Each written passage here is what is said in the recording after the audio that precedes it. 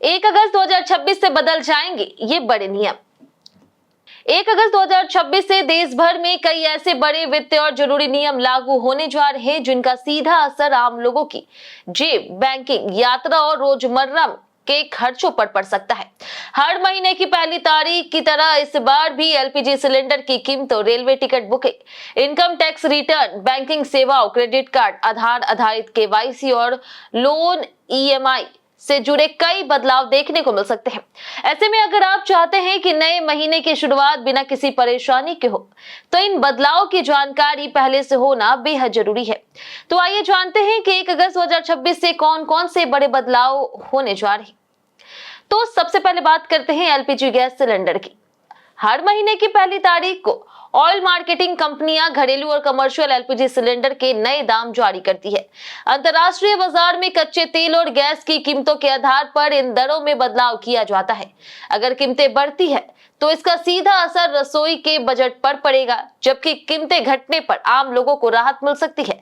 इसलिए 1 अगस्त को जारी होने वाली नई एलपीजी दरों पर सभी की नजरें रहेगी। अब बात करते हैं रेलवे के तत्काल टिकट नियमों की। भारतीय रेलवे ने तत्काल टिकट बुकिंग प्रक्रिया में बड़ा बदलाव किया है। अब रेलवे रिजर्वेशन काउंटर पर यात्रियों को पहले टोकन मिलेगा और उसी क्रम के अनुसार टिकट बुक किया जाएगा। पहले लोगों को अलग अलग समय पर टोकन और टिकट के लिए लाइन लगानी पड़ती थी, जिससे काफी भीड़ और धक्का मुक्की होती थी। नए सिस्टम का उद्देश्य यात्रियों को अधिक सुविधाजनक और व्यवस्थित सेवा देना है। तीसरा है बड़ा बदलाव इनकम टैक्स रिटर्न यानी कि आईटीआर से जुड़ा। वित्त वर्ष 2026-27 के लिए आईटीआर 1 और आईटीआर 2 दाखिल करने की अंतिम तारीख 31 जुलाई थी। अगर किसी करदाता ने इस तारीख तक रिटर्न दाखिल नहीं किया है तो अब उससे लेट फीस और अन्य नियमों का सामना करना पड़ सकता है। वहीं आईटीआर 3 और आईटीआर 4 भरने की अंतिम तारीख 31 अगस्त है। इसलिए ऐसे करदाता समय रहते अपना रिटर्न जरूर दाखिल करें ताकि अतिरिक्त जुर्माने से बचा जा सके। अब बात करते हैं बैंकिंग और क्रेडिट कार्ड नियमों की। कई बैंक हर महीने की शुरुआत में अपने क्रेडिट कार्ड से जुड़े नियमों में बदलाव करते हैं। इनमें रिवॉर्ड पॉइंट्स, वार्षिक शुल्क, लेट पेमेंट चार्ज और अन्य सुविधाओं में बदलाव शामिल हो सकता है। इसके अलावा कुछ बैंक फिक्स्ड डिपॉजिट यानी कि एफडी की ब्याज दरों में भी संशोधन कर सकते हैं। इसलिए अपने बैंक द्वारा जारी नोटिफिकेशन को जरूर देखें। आधार और सी केवाईसी से जुड़ा भी बड़ा बदलाव होने जा रहा। अगस्त 2026 से बैंक, बीमा कंपनियां और एसेट मैनेजमेंट कंपनियां सेंट्रल केवाईसी यानी कि सी केवाईसी 2.0 सिस्टम का इस्तेमाल शुरू करेगी।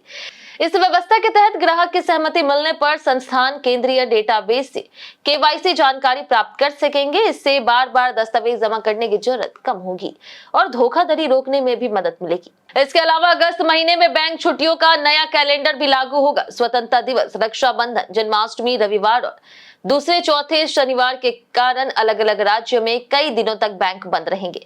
अगर आपको बैंक शाखा में कोई जरूरी काम है तो पहले छुट्टियों की सूची जरूर जांच लें।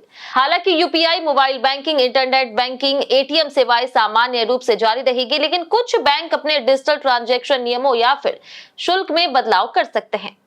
अब नजर डालते हैं ईंधन की कीमतों और ईएमआई पर। एलपीजी के अलावा विमान ईंधन यानी कि एटीएफ की कीमतों में भी बदलाव संभव है, जिसका असर हवाई यात्रा के किराए पर पड़ सकता है। वहीं अगस्त में होने वाली आरबीआई की मौद्रिक नीति समिति यानी कि एमपीसी की बैठक पर भी सभी की नजर रहेगी। अगर रेपो रेट में बदलाव होता है तो home loan, car loan, personal loan की ईएमआई और एफडी पर मिलने वाले ब्याज में भी बदलाव देखने को मिल सकते हैं। कुल मिलाकर के 1 अगस्त 2026 से लागू होने वाले यह बदलाव सीधे आपकी जेब और दैनिक जीवन को प्रभावित कर सकते हैं। इसलिए नए महीने की शुरुआत से पहले अपने बैंक, रेलवे, गैस कंपनी और आयकर विभाग से जुड़े जरूरी अपडेट जरूर जांच ले।